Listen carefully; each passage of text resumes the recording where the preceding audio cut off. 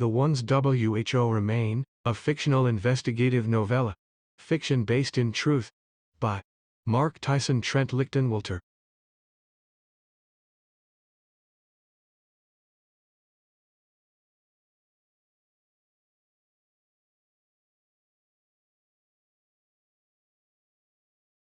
Part 2, Chapter 1, The Quiet Pattern. I built my career on noise. Screams. CCTV. Digital footprints. Panicked parents who couldn't stop talking because silence meant admitting something final had happened. This case had none of that. The first disappearance looked ordinary, runaway probability, no signs of force. The second was similar. By the fifth, I started mapping ages instead of locations. By the 10th, I stopped calling them random. The missing skewed young, but not uniformly. Adolescents, yes, but also people in their early 20s. Always healthy. Always unremarkable. No shared social circle. No consistent geography.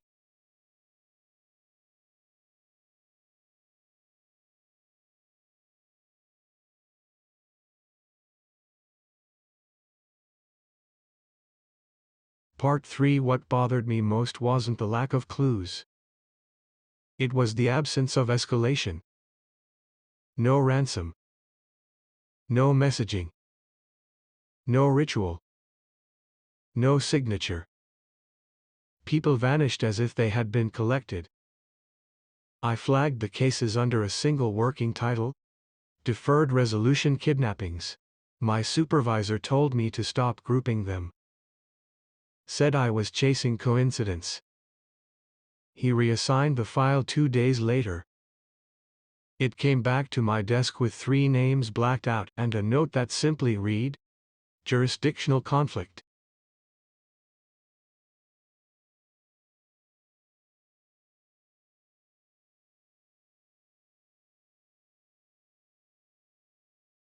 Part 4.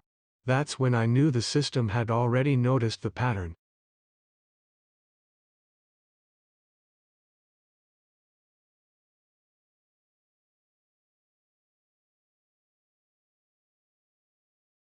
Part 5, Chapter 2, The Covenant Group. Every investigation eventually runs into money. The first shell corporation appeared while I was tracking a transportation subcontractor connected to 2 disappearances. The second appeared while I followed a private medical research grant linked to a third. By the fourth, I stopped pretending this was accidental. All roads pointed to a philanthropic consortium known publicly as the Covenant Group.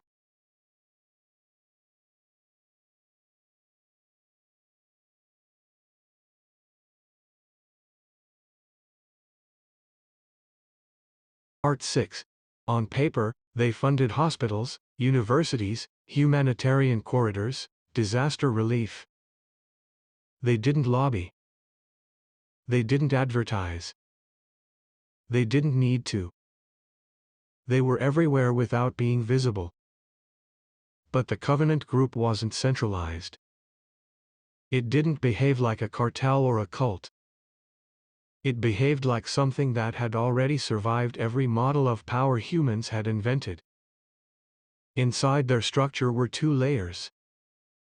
The first consisted of public figures, trustees, directors, benefactors. Educated. Immaculate. Replaceable. The second layer didn't exist on paper. No names. No tax records. No biometric data. Decisions appeared already finalized, as if issued by gravity rather than people. When I tried to subpoena deeper financial records, the request stalled for 6 weeks and then vanished from the system. That night, someone unlocked my car, sat inside it, and left nothing behind, except a single printed page on my seat. An excerpt from an ancient manuscript. The margin note read: They shall not perish, yet they shall wither.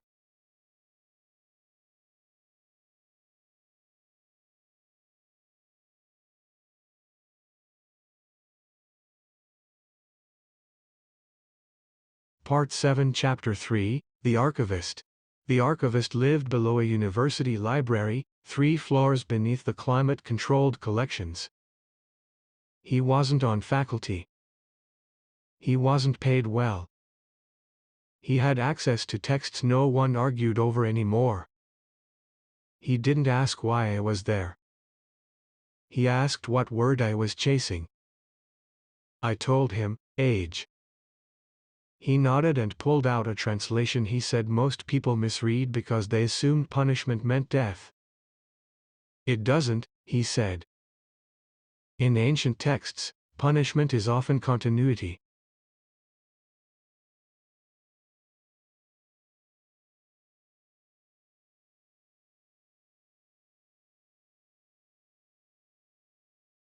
Part 8.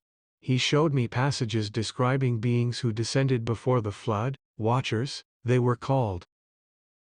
Neither mortal nor divine after their fall. Bound not to a place, but to a condition. They would remain on earth. They would remain conscious. They would remain unfinished.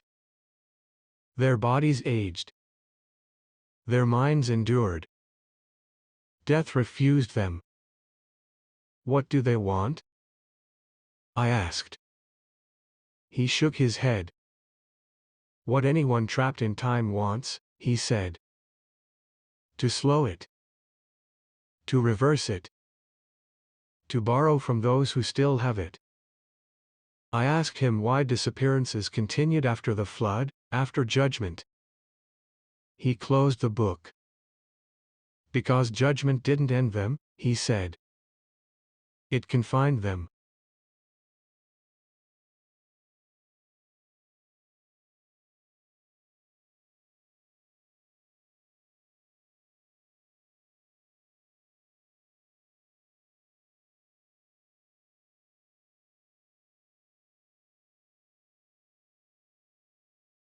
Part 9 Chapter 4, The Death Cycle. Once I knew what to look for, the records stopped being subtle. Death certificates repeating across centuries. Medical examiners with identical phrasing separated by decades. Families whose genealogies forked in impossible ways.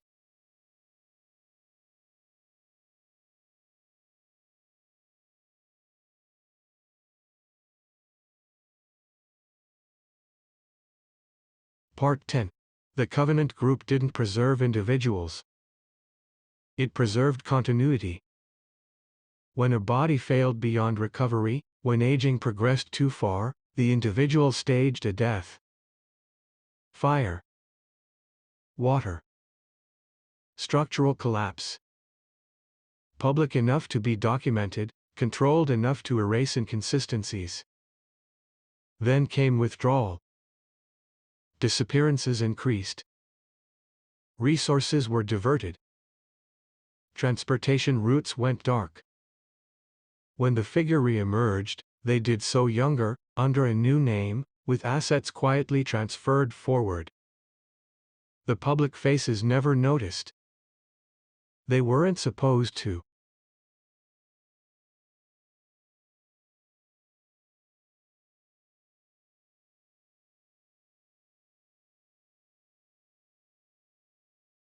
They were management. The others were inheritance.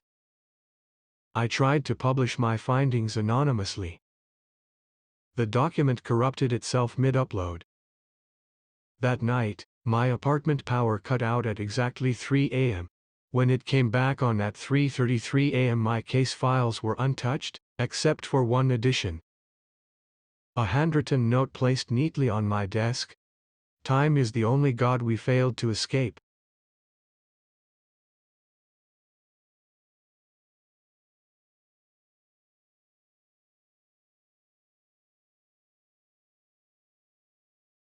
Chapter 5, The Ones Who Refused. Not all of them complied. That was the detail the archivist left out. Some refused to continue the cycle. They rationed restoration. They waited too long. Their bodies collapsed inward, skin thinning, organs stiffening, joints locking. alive, aware, unable to die.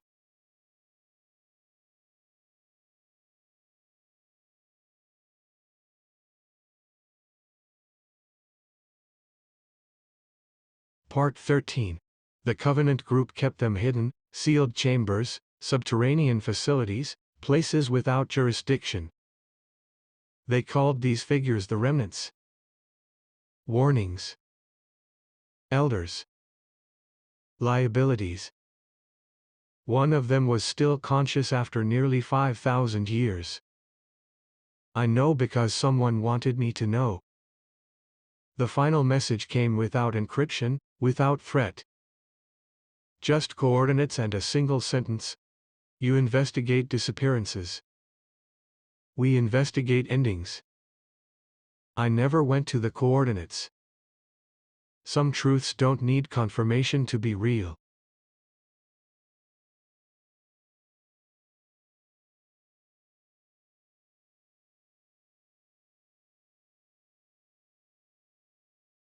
Epilogue, case status, open.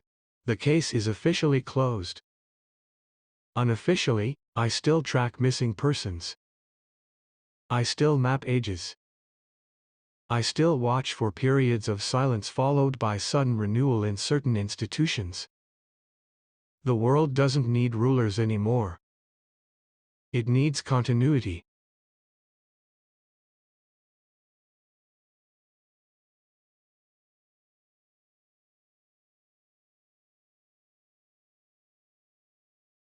Part 15.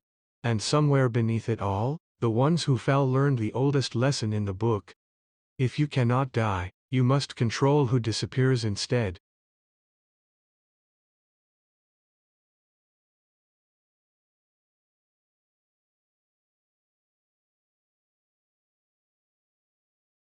Part 16 Chapter 6, The Witness Who Walked Away. I was not born into the covenant. No one is.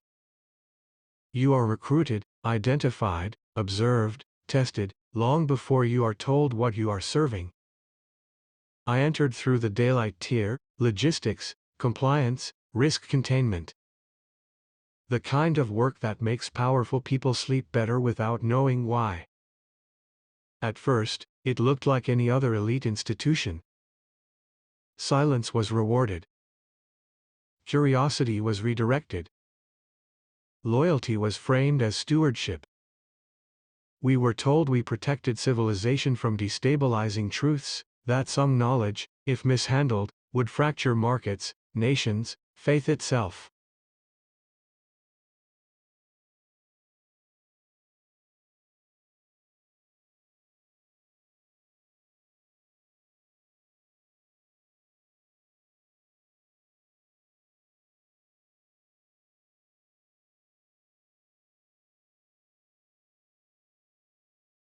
Part 17. That part wasn't even a lie. The lie was scale. The lie was age. The first time I met one of them, I didn't know what I was seeing. He looked 40, maybe 45. Fit. Immaculate posture. But when he moved, time followed a fraction of a second behind him, like a shadow delayed. His eyes were not predatory. They were tired in a way no human eyes ever are. He called me custodian. Not by name. By function. I learned the real structure slowly. Public covenant members believed they funded continuity. They never met the source of it. The shadow tier, my tier, handled transitions. We prepared deaths. We smoothed inheritances. We identified locations where disappearances would not fracture attention. We called it harvest management. I told myself we were saving more lives than we took. That stability required cost. That history had always worked this way. Then I saw a remnant. They don't let you see them until they're sure you won't run. The chamber was sealed with systems older than any modern security protocol: stone, alloy, scripture engraved into steel. Inside was a figure that should have been dead for millennia. Skin translucent. Limbs curled inward. Eyes open. Fully aware. Unable to move. Unable to end. This is what happens when restraint becomes rebellion, my supervisor said. Mercy without compliance. The remnant spoke.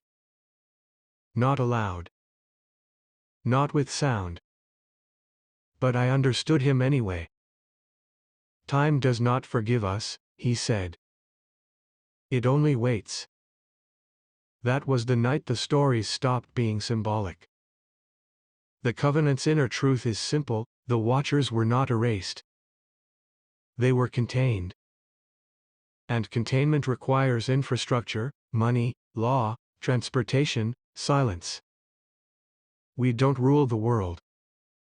We maintain the cage it lives in. Most of them hate what they must do. That's the other lie people wouldn't believe. They don't feed out of pleasure. They feed out of fear: fear of becoming that thing in the chamber, fear of being conscious forever in a body that has finished falling apart. Some have tried alternatives. Synthetic restoration. Time dilution therapies. Nothing works for long. Only what carries unused years. I defected when I was asked to oversee my first transition alone. The file contained a list of disappearances scheduled to coincide with a staged death. I realized then that the Covenant doesn't react to missing persons. It creates them. I copied what I could. I leaked fragments, never enough to be traceable, never enough to be believed outright. The detective found the pattern faster than anyone else ever had. That was not an accident. We are not allowed to destroy evidence of ourselves entirely. One of the oldest among them insists on this rule. He says judgment requires witnesses. I am one of those witnesses now. I don't expect absolution. I don't expect safety. I expect time, less of it than they have, but enough to speak. If you are reading this, understand one thing: they are not gods. They are not demons. They are prisoners who learn to make the world comfortable enough to forget the bars. And the reason disappearances never stop is not because they are cruel. It's because immortality is starvation that never ends.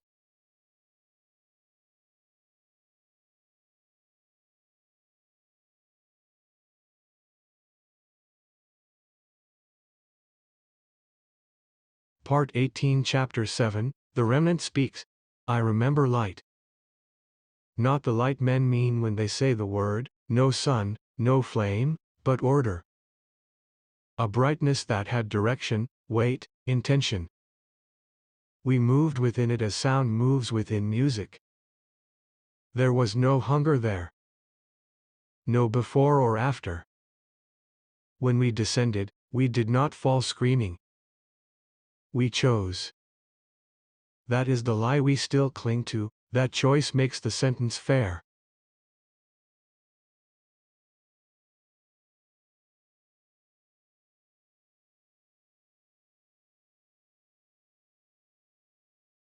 Part 19. Time was not part of us then. We measured nothing. We endured nothing. The earth taught us sequence, step after step, breath after breath, and with sequence came desire. Desire hardened into need. Need into fear. They say our punishment was binding. They are wrong. Our punishment was continuation. I am what remains when a body finishes aging but a soul is denied release. I have been sealed in stone and machine for longer than your languages have existed. My bones are soft now. My organs labor without purpose. Pain is constant, but pain is not the worst of it.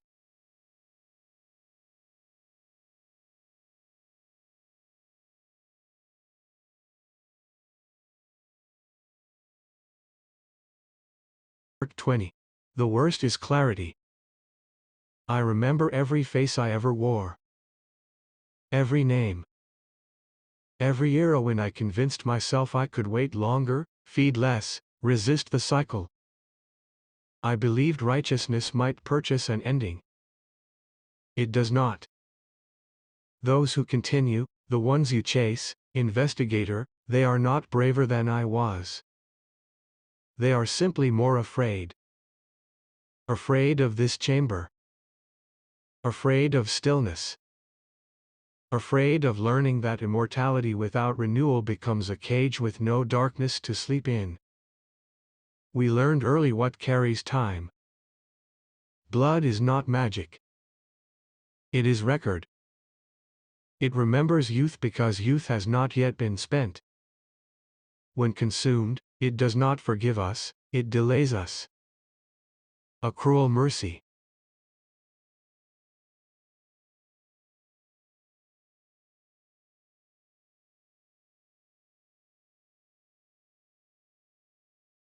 Part 21. The covenant calls me a warning. They are correct. I am what happens when mercy is mistaken for escape. I hear the world above me through instruments and vibrations, cities rising and collapsing like waves. Empires come and go in the time it takes one of us to grow weary. Your species believes it rules itself. That belief is not entirely false. We do not command. We endure. We learned long ago that control is unnecessary if continuity is maintained. Influence replaces force. Silence replaces terror. Disappearances are tidier than wars. You think judgment has not come. You misunderstand. Judgment arrived the moment we were forced to watch history continue without us. I am not asking for release. I am past hope. I speak because the oldest among us decreed that witnesses must exist, that someone must remember we were not always this. That our brilliance preceded our fear. If you expose them, nothing ends. If you silence them, nothing ends. Time will finish us when heaven decides it has waited long enough. Until then, the world above will keep turning, and the ones who still walk will keep borrowing years they cannot create. Remember this, investigator. The greatest punishment is not death. It is never being allowed to be done. And now you have heard me. That is enough.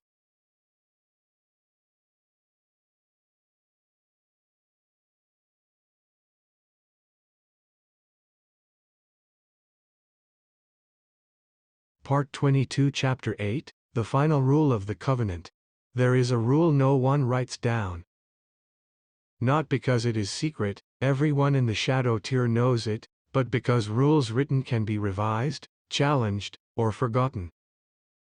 This one must be remembered. Witnesses are permitted. Witnesses are required.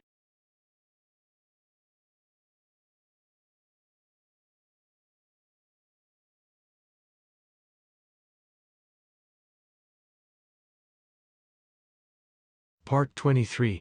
The Covenant learned this rule the hard way, in the centuries after the flood, when secrecy curdled into arrogance. In those years, they erased every trace of themselves. No records. No survivors.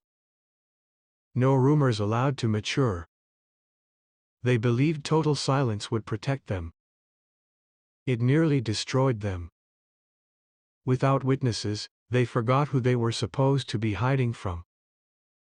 They forgot heaven. They forgot judgment. They forgot fear. And when fear disappears from immortal beings, cruelty becomes efficient. The oldest among them, the one they call the Steward of Continuance, ended that era with a decree older than any government. A truth without a witness becomes a lie, and lies invite reckoning. Since then, the Covenant has allowed fractures. Archivists. Defectors. Investigators who see almost everything. Enough to remember the shape of the cage. Never enough to break it. Witnesses serve a purpose. They stabilize the system. They absorb guilt. They keep the story tethered to conscience. A witness reminds the watchers that they were once servants, not survivors. And so when the detective assembled the pattern, when he refused to look away, the Covenant did not erase him. They evaluated him.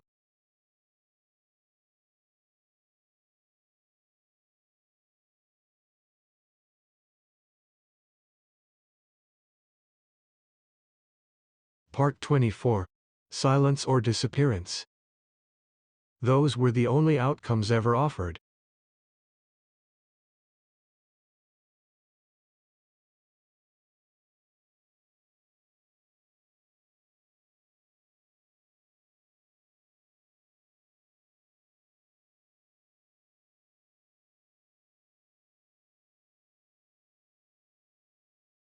Part 25. Closing chapter. The choice. The offer arrived without ceremony. No threats. No deadline. Just a folder placed on my kitchen table while I slept. I didn't hear the door open. I didn't hear it close.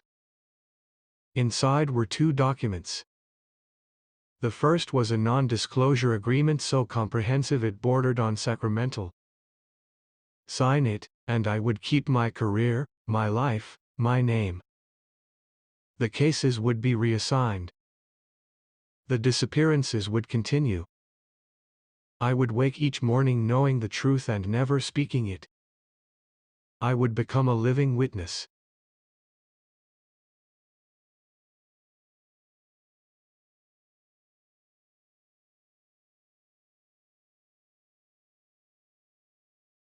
Six. The second document was a travel itinerary with no return date, a new identity, and a list of places where no one asks questions.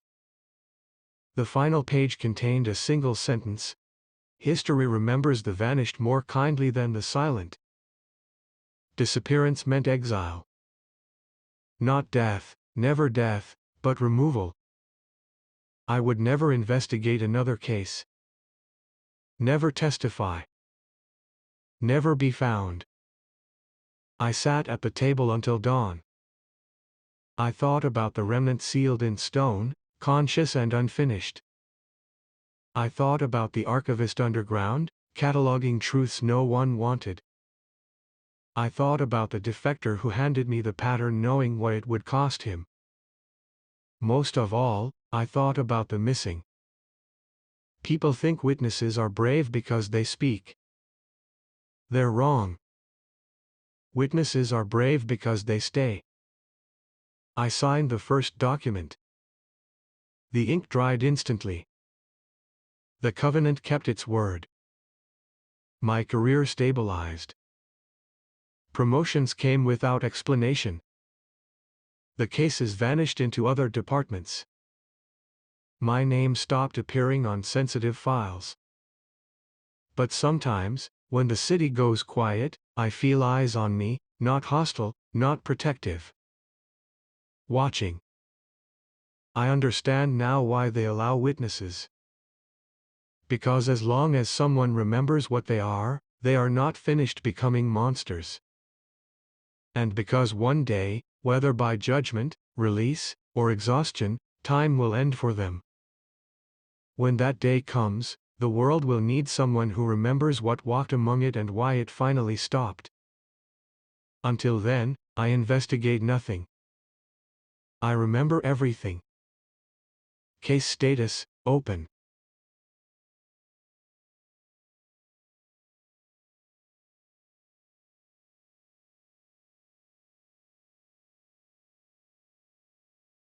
Part 27. This story is fiction based in truth. To learn more about who these fallen ones are, follow this channel on YouTube.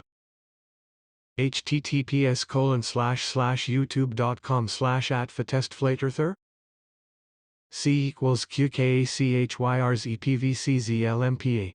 At Fatestflaterther on YouTube. He doesn't have all the answers, but he is revealing truth.